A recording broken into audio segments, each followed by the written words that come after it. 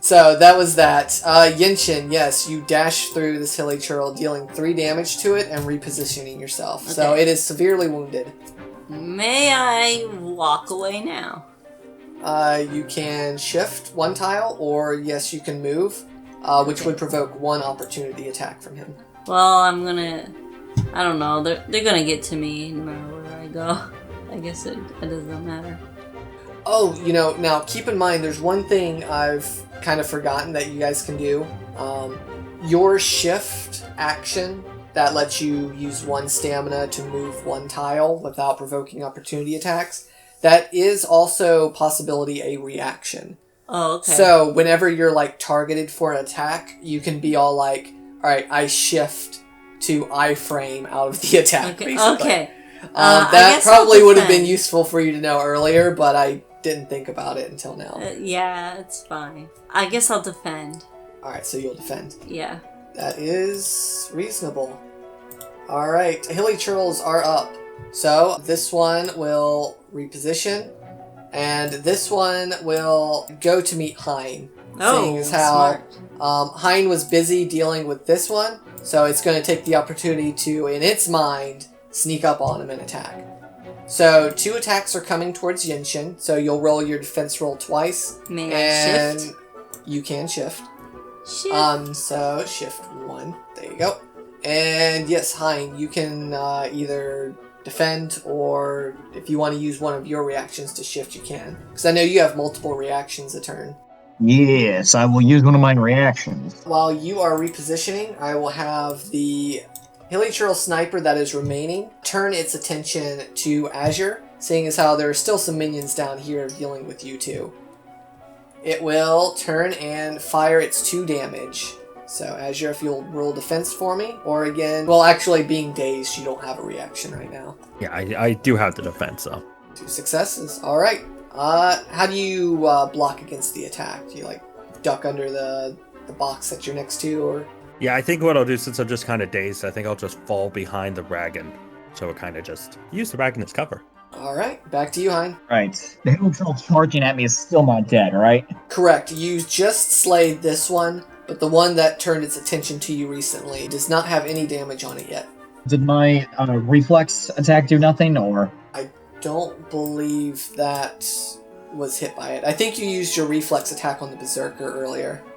Oh, okay. Well then, I will do I have to move up 1 tile to be able to attack him, don't I? You're currently adjacent to him, so you can reach him where you are.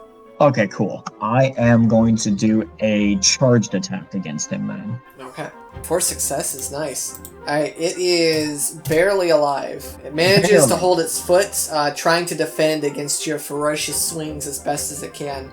And all it can do is barely manage to survive. Better than nothing, I suppose. I will finish it off with a normal attack. Indeed, that final onslaught was enough to take it out. Alright. Azure, I believe 2 turns of dazing has now passed, so you should be fully recovered. Yeah. So what I am going to do is take care of a certain problem, moving my character within range and then trying a normal attack. Sounds good to me. 3 successes is enough to slay the creature, seeing as how you have a sword, and that kind of wins against a bow in close combat. How do you finish him off? Just quick slice. Nice. Quick and decisive. You've got 1 more stamina left. Then I'm actually going to move over here, and that's all on my turn. Okay. Alright, there are basically just these last 2 hilly churls left. Everything else is dead. I'm gonna hop back on the log. Okay. I'm going to do a normal attack, and I'm gonna phrase it as I'm kind of piercing it downward on top of the hilly churl. Skewering it. Yeah. 4 successes. Yeah, very effective. It is dead. Alright. You've got 1 more attack, or 1 more stamina left, I should say. I will shift back down here. Okay. And I ready my pole arm at the last hilly churl. At the last one. Alright. Poor creature is aware of how dire its current situation is. Completely surrounded by fairly unscathed combatants and a whole slew of its comrades fallen before it. It succumbs completely to fear and attempts to flee the scene as fast as it can. So it spends its whole turn moving as far away as you can. It's just shy of reaching the foliage. And it is Heine's turn.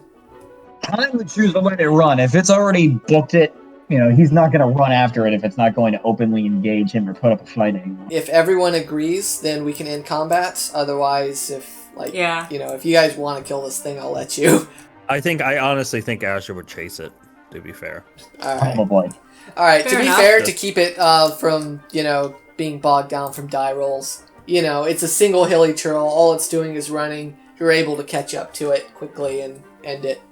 That sounds good, yeah, because I think Asher would want to look at every one of their masks to see what's going on.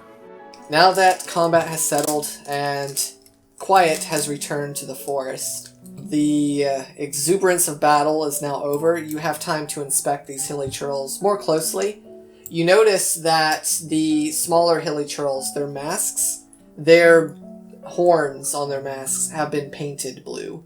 Azure takes off one of the masks, compares them to his mask, realizes different texture, different look, not made with the same craftsmanship. The horns are a completely different type.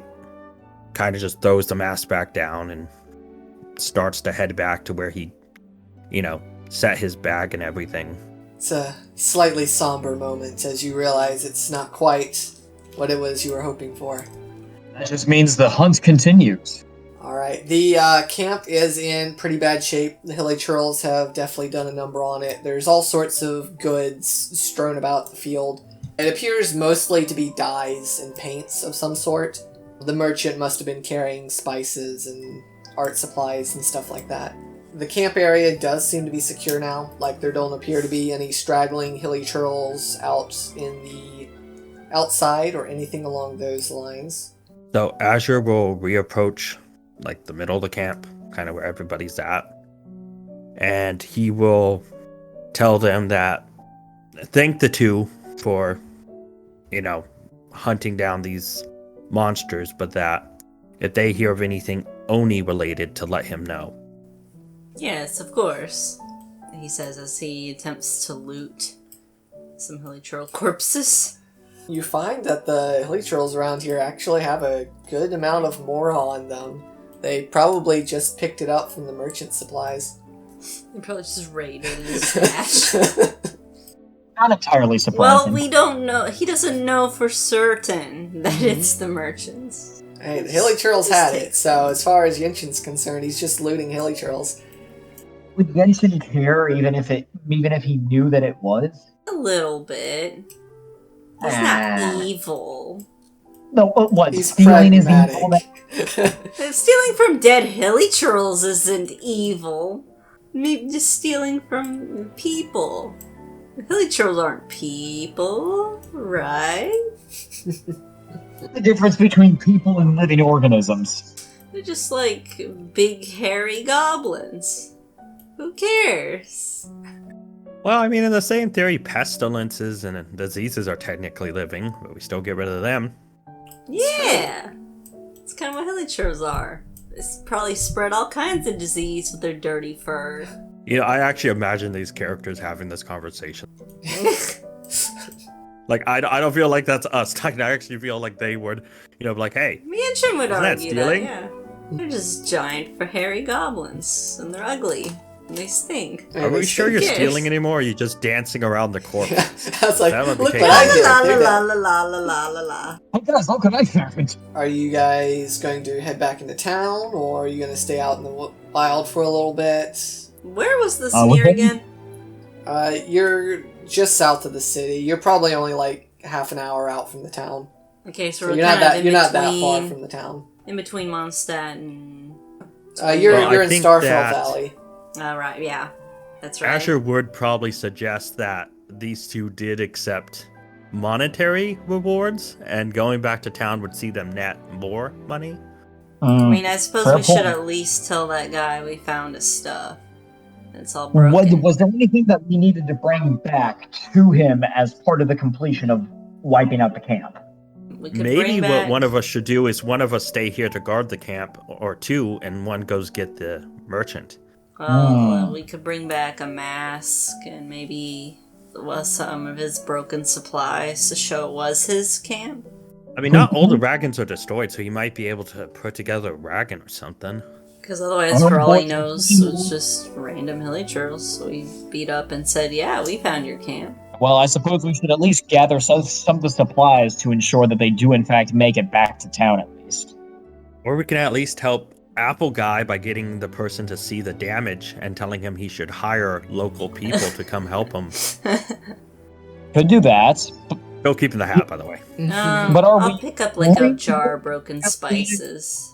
Alright, and so Yinshen will head back into town to let the merchant know that his camp is safe now. Yeah, I suppose that won't take too long. Yeah, so Yinshen is able to head back to town with no issues on the way back. You report to the merchant. I mean, the fight didn't take that long. And the night was young when you guys started. So it's probably late in the evening now. You just don't want me to take a pigeon detour. Yeah, I don't want you goofing around with pigeons just yet. Big deal about these pigeons, huh? Once you make it back to town, you'll see that the merchant is waiting kind of near the south side of town. There is a small platoon of Knights of Favonius with him. And as you approach, you overhear them saying that, you know, they're on the case and that they're going to investigate. Okay. But the merchant will see you as you approach as well. Okay, I approach and I show him his goods that are all busted. And I tell him about how ultimately it was just hilly churls. They just had some weird paint on their masks. As far as we could tell, anyway. He'll thank you, and he's definitely very relieved that his camp is safe. So he'll tell the knights that he just talked to that I no longer need your services, boys. You can tell he has a different air about him now that he knows he's safe and not in danger. And he'll ask that you escort him back to his camp so that he can gather the rest of his supplies and take them back to town. Okay, on the trip back, I tell him that, yeah, you should definitely, hire bodyguards on his next trip. He said he will strongly consider it. Okay. Alright, he makes it back to camp with the rest of you all. So now everyone is here together. As soon as he gets into the camp, he just goes, my beautiful spices. How could they do this? Heine would elect to just chime in at that moment. Well, don't be all too surprised. Any merchant traveling out there would have had some kind of protections just sitting bait for these guys. I suppose you're right. He kind of straightens his tie and tries to maintain some semblance of dignity. He goes, well, I suppose you did your job. I owe you a reward. And so he reaches into a coat pocket and hands you each 1,000 mora. 1,000 mora? Oh! Yinshen counts every last coin. And Oh, God. makes sure it's real. Does he bite each one, too, to make sure that it's real? Every single Nom, one. nom, nom, nom. Not just bites it, probably licks every corner to make sure it tastes right. Sniffs it. Uses the sun to make sure there's no marks. Rubs it against his cheek. He Lays throws on them all, pours milk over them, tries to get like cornflakes. it. Tell you about stepping in other people's beautiful cornflakes. Azure approaches the man and warns him in a deep tone that if he does not have protection next time, no matter how speedy a wagon he has, Oh, God. he will die without protection. You do it, didn't you? He is I had to, yes. visibly Yes, I did. shaken by your grim words. Kind of coughs nervously and just goes, yes, well, perhaps there are many fine adventurers such as yourselves who would be willing to help me in the future. That being said, I have to figure out a way to get all this back into town. Or at least what's left of it.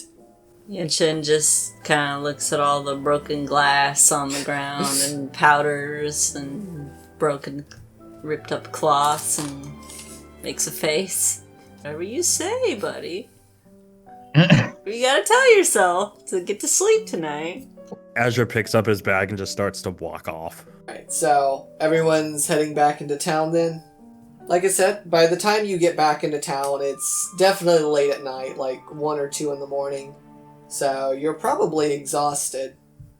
Now, do your characters have your own, like, places to stay, or do you kind of, like, stay in an inn temporarily? Like, I imagine it because Yinshen's been here for probably a couple months, so he'd have to be somewhere. I have to have a place somewhere. Maybe the I Goth was gonna say, Hotel? you actually, like, live in Mondstadt. No, wait, so Heine you has can't that go to the place. Goth Hotel. It's full of Fatui. Yeah, I was gonna say the Grand Goth Hotel, but I mean, Mondstadt has more than one inn. Like, Yeah, he probably just stays at a really small little inn. although, again, like you said, if Yinshen has been in Mondstadt for months, he probably has He a probably place that he rents or rents something. someplace. Wouldn't it be funny if he's like Mona's neighbor or something? Yeah, I was about to say he's probably Mona's neighbor. He just is This is over in that Mondstadt. I'm pretty district. sure no one would bat an eye if there was just a homeless man sleeping on a bench. Yeah, true. Especially a drunk one. Well, I mean, there's that. Yeah, he's probably Mona's neighbor, in all honesty. That'll be fun for role-playing later. Oh boy. Tell you what, Yenshin's a lucky man. Each of you are retiring for the night then. Yeah, I think Azure would be camping outside. Yinshen stares out his window, waits to see Alright, the now, spry glass lady come by. I guess quickly out of character. How do you guys foresee, like, your characters staying together at this point? That way I kind of have something to work off of for the next session, because we are kind of coming up on time. Kind of easy for Yinshen. He's just bored because nobody needs a mercenary right now. He doesn't really have another way to travel and make money. So do you guys, like, exchange brief information so you can stay in contact with one another, or how's that working? I presume so, yeah. Here's my contact info. Here's where I live. Like, if you ever want to work together again, here's my business card. Here's my business card. If you ever need a mercenary to just pal around with and maybe murder some people for you, that's what I'm here for. Yeah, Yinshen's probably been struggling, and I suppose Heine too, to an extent, since he's kind of a mercenary now. Everyone's kind of been hurting for money a little bit because of that. This merchant's payday here is probably a really big deal for you guys. Yeah, that's the downside to protective jobs. As much as you protect people, it's if you're kind too of good relies at on your job, people then needing protection. Yeah. That's why I was thinking, like, having that merchant come back with this, like, finding out there's creatures moving into these peaceful areas could start giving our characters reason to not only stay in its current area, but eventually maybe even travel. Actually, like, building up for, Garrett and BrokenIdeas, who actually know, like, and have played the game, it'd be, I guess, imagine, like, if a hilly churl camp went without the traveler completing the commission to knock down their towers, and they actually built, like, a fortifiable position. Yeah. Like, oh no, what happens when the traveler doesn't do their dailies? This is what happens. Do your dailies, I beg you. It's worth the primo gems. That would be funny if you skipped your dailies for a few days and then you just had this giant Hilly churl fortress camp. to deal with. For next session, They're going to overthrow us. what if one of your characters, like, since Azure hasn't shown any sign of drinking and Oni aren't really affected by alcohol as strongly as others because of its blood, what if one of your characters does make a remark like that? Like, we hear the news and, like, at the tavern, and one of your characters get drunk and goes, and this is what you don't get for doing your dailies. And everyone just goes, what do you mean? Goes, I don't know. Like, someone who's drunk who breaks the fourth wall. Yeah, on that would be occasion. funny. That would probably end up being me. Like, I could picture it. I could. Are there beans in Mondstadt? I'm sure Mondstadt has beans. Beans. Yeah, that's something Azure will have to watch out for, the beans. Yeah, that is one thing. Is Azure? I didn't say this. Is he still affected by beans? No, Azure is not. But the Wanderer is a samurai who's been to places but doesn't know all the things. So his knowledge, Azure's knowledge, is much. And this will play on as the adventure goes. This is what I'm saying. His personality will be very limited early on, but like you'll find out he has a fear of beans, but it's irrational. He thinks because the samurai told him the Oni he's met in the past would eat beans, they would die. But those were more back in the day because if you read the character description, there's a part of mystery of my character about who actually is his master, who is, Genroku. And there's actually a comment saying that Genroku's kingdom has fallen and that he's an old warrior. I mean, really old.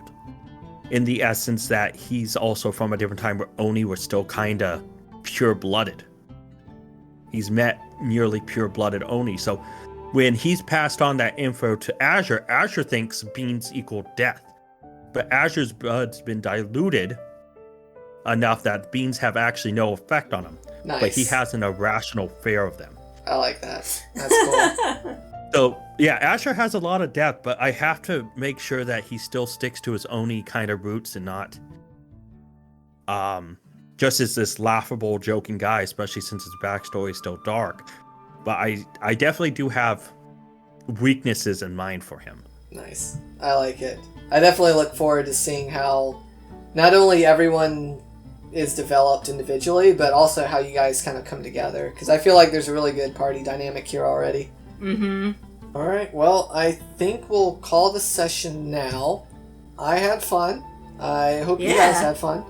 Oh, most fun I've had in a while. Absolutely. If there are certain characters that you really want to see in the story and you want to see me butcher my impressions of them. No. Bubble butt. Yeah, I'm definitely going to have to practice Mona and the Princess Indefinite. Also, No. Hu Tao? Might still like that. Redacted. Do a Lisa impression. Yes, please. I'll just have to call everyone cutie. Oh, you're too good at that. You stop. Oh, stop it. I'm just a librarian. Oh, God. Well, we've lost Flux. We lost it. Get him out of It's here. off the Get him out of deep here. end. I see somebody's Claymore is standing straight up right now. Every time he's on the phone with someone and it's a stranger, they think he's a girl. Yeah, it's true. Everyone always thinks I'm a girl. What? He got a tip out of it, too. Yeah, I got a tip out of it once. Whoa! Yeah, it was pretty sweet. Yeah, like... You know what, though? Cross, you could actually use that. You'd be like, hey, I'm so pretty. I have options with everything. I'm that amazing. But just on the phone. God. Just on the phone. Back when Well, he was no, actually not true. If him. you look at me from behind, I am often mistaken as a girl as well. Like, Garrett, you'll remember when I used to work at the grocery store. Customers and stuff would always call me ma'am and stuff from behind. And then I would turn around, and they'd be like, oh, sir. And I'll be like, it's fine, whatever. It's like, what do you want? Like, what do you want? I don't think I ever noticed that happening. Did that happen to you? Oh, yeah, it happened often. Like, every other week at least. I never saw that happen. I think it was the way your apron tied in the back. Yeah, I think it was the way... Hips. Yeah, it gave the illusion that I had hips. So it sounds like what needs to happen is It's Cross going- needs to wear an apron and see if he can trick anybody else. Yeah. Wear God, that an is apron, funny. talk over the phone using my Lisa voice. You do sound like God. Lisa on the phone, actually. I've seen you be a secretary, and you have a very, hello, sir, I have a lovely secretary voice. Way of talking. This is not the way I envisioned this conversation going. Yeah, me either. That could be But, worse. heck, yeah, At least Garrett didn't admit to be like, oh yeah, I saw this beautiful girl in an apron this other day. That was Uh-oh. Oh no. I have made a grave mistake. No, I just want to let you know, not once did I ever confuse you for a woman at work. Well, I appreciate it. You're welcome. I've never thought you were a woman. Well, that's important. I suppose that's probably the best situation. I'm sick of this stance. I'm going on the other side. Cross, I always thought you were a woman. Oh man, thank you so much. Yeah, I'm going to take the opposite side of this argument. Yeah. No. No. We aren't still rolling, are we? Oh, I think we are. Yeah. We are. Oh, God. Well, I mean, That's fine. Hey, cut there's it your out if bloopers you were want. talking about. Yeah, exactly. It's fine. The bloopers was us talking about Speedwagon. No, Speedwagon's life. This is the blooper. No, you gotta keep the speedway. Wait, how That's fundamental. how does Flux stack up against Speedwagon as a waifu? Well, Speedwagon is the spiritual waifu. Crossflex and Apron is the physical waifu. That's Oh man. There you Specifically go. in an apron. In no other situation. Only when you're wearing an apron. Oh, apron only. And you're Well, on the I've got a phone. new art piece to commission from Broken Ideas. No. You now have to draw a new Ugh. pose for Crossflux and an apron. Where he's wearing an apron from behind. I'll make thanks for that. Silly. I'll release I feel like I'll you release just the regular released version just of the video, and then I'll release a director's cut version. Oh, we literally just released the. Take every tangent we've said and just release it as its own separate video. Now with more take all the Speedwagon. actual video part out, and just leave in a compilation of all the tangents. When you're editing this video, Flux, I want you to give me a ratio of how much this video is actual tabletop versus tangent. I want to see what the ratio Oh, that is. is. I am scared of that number. I think it's getting messed up by the fact that it's still recording. Exactly. Exactly. Keep talking. Keep talking. We want those numbers Keep low. going. Those are rookie numbers. We gotta pump them down. Poor cunt. We gotta shove Well- him way down. All of us are going to have our nicknames showing up, except Garrett. Just be like, and this guy, and Garrett. Wait, but no one knows me is the thing. I have no online presence. I have no social media. They're not going to be able to track It's me. probably just for the because you have to best. say my name is Garrett, All it right, doesn't mean anything. Time to Just a geotag the physical location. It's like, Really, and you're doxxed. No, dude, people just need to know where you went to kindergarten and they can dox you. I have to ask this. Do you guys still have the Roll20 app up? Yeah. I'm still in, yeah. Yeah. Yeah, so am I. So as we're all talking, I'm kind of sitting here moving my mouse between the characters, and I realize because I'm using the actual ones on the image, not in the corner, right? Not the ones that actually say Geonator. I'm using the actual tokens. Mm. And so each time we talk, I keep moving to the character out of kind of habit. Oh, yeah. And I realize every time Crossflux talks, there's only one character left I can flip to for token. And so every time I go up there, I'm just like, oh, okay, I think this is kind of awkward. I realized I was doing it because every time Crossflux went to talk, my mouse was hovering over. I was like, huh.